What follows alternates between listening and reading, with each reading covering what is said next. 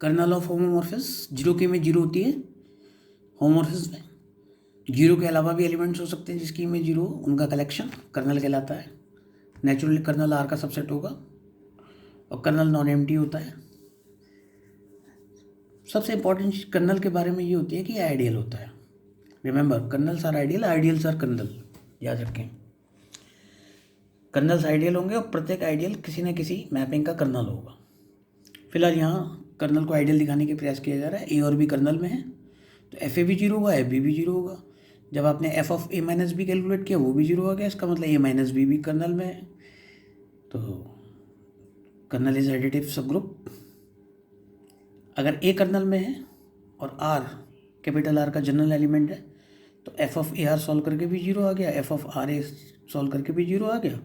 इसका मतलब कर्नल जो है बोथ साइडेड आइडियल हो गया। इसको हमने बड़ी इजीली प्राप्त कर लिया। नेक्स्ट रिजल्ट, ज़्यादातर होमोमॉर्फिज्म और आइसोमॉर्फिक में रिलेशन के लिए होता है। अगर कोई होमोमॉर्फिज्म में कर्नल केवल जीरो को कंटेन करे तो 1 1 हो जाती है। बहुत इजी है। मान लीजिए कर्नल में जीरो ही एलिमेंट है तो f is equal to f b में सॉल्व करके एफ बी को लेफ्ट में लाए, f a minus f b zero, solve करके f of a minus b zero. क्योंकि कर्नल में एक ही एलिमेंट है, क्योंकि ए माइनस बी कर्नल में होगा, क्योंकि ए माइनस बी की इमेज जीरो है तो ए माइनस बी कर्नल में होगा। कर्नल में तो एक ही एलिमेंट है तो इसलिए ए माइनस बी जीरो होना चाहिए। तो ए इज इक्वल टू बी, इस तरह से 1 1 हो गई। कन्वर्स भी ट्रू है।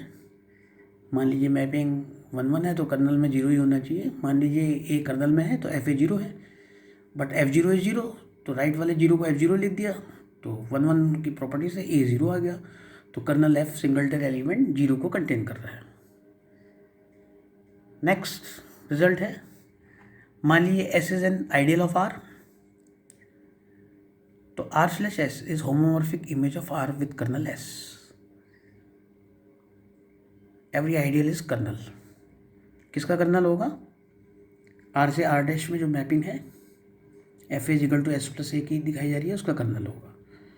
तो every ideal is kernel, every kernel is ideal. तो f is equal to S plus a, well defined.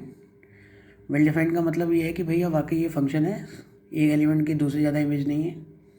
मान लीजिए ए और बी सेम है, यानी एक एलिमेंट ही है ए और बी, तो उसकी दो इमेज नहीं होनी चाहिए। तो ए और बी सेम है तो एस प्लस बी के इक्वल होगा, तो f is equal to f b हो जाएगा। तो ये मैपिंग फंक्शन है, यह है वेल डिफाइंड का मतलब। अब f of a plus b solve किया, s plus a plus b, इसको आप आर स्लैश एस के additive properties s plus b लिख सकते हैं, इसको f a plus f b लिख सकते हैं। प्रिजर्व एडिशन, इसी तरह से प्रिजर्व प्रोडक्ट बड़ी इजीली आ गया।